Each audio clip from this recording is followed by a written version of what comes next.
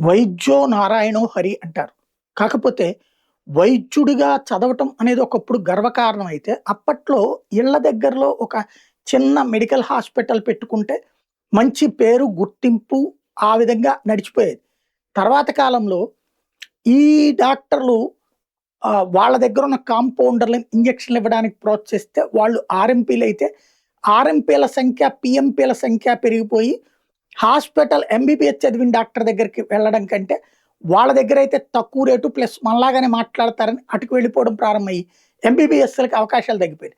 దీంతో ఎంబీబీఎస్‌లు పూర్తి చేసినోళ్ళు అయితే ఓ ప్రైవేట్ హాస్పిటల్‌లోనే జాయిన్ అవ్వాలి, లేదా కార్పొరేట్ హాస్పిటల్‌లోనే జాయిన్ అవ్వాలి.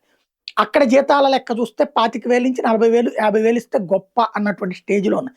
దీంతో ఇతర దేశాల చదువులకు వెళ్ళిపోతుండటంతో మెడికల్ సీట్ల కొరత ఏర్పడుతుంది. ఇంకోటి జనాభా పెరిగిన దానికి తగ్గట్టుగా రేషియోలో మెడికల్ సీటు పెరక్కపోవడం ఇంతవరకు ఎదురైన సమస్య. దాన్నే మోడీ వచ్చిన తర్వాత పరిష్కరించింది. 2014 వరకు ఈ దేశంలో ఉన్నటువంటి మెడికల్ సీట్లు 51,000. 70 ఏళ్ల స్వతంత్ర భారతంలో, అప్పటికి 65 ఏళ్ళు అనుకోండి. స్వతంత్ర భారతంలో ఉన్నది 51,000 మెడికల్ సీట్లయితే, ఈ 12 ఏళ్లలో 136,000 ఎంబీబీఎస్ సీట్లు పెరిగినాయి. అంటే ఏడాదికి 10,000 చొప్పున మెడికల్ సీట్లు పెంచుకుంటూ వచ్చారు. మోడీ ఆరోగ్యానికి ఇచ్చే ప్రాధాన్యత అది.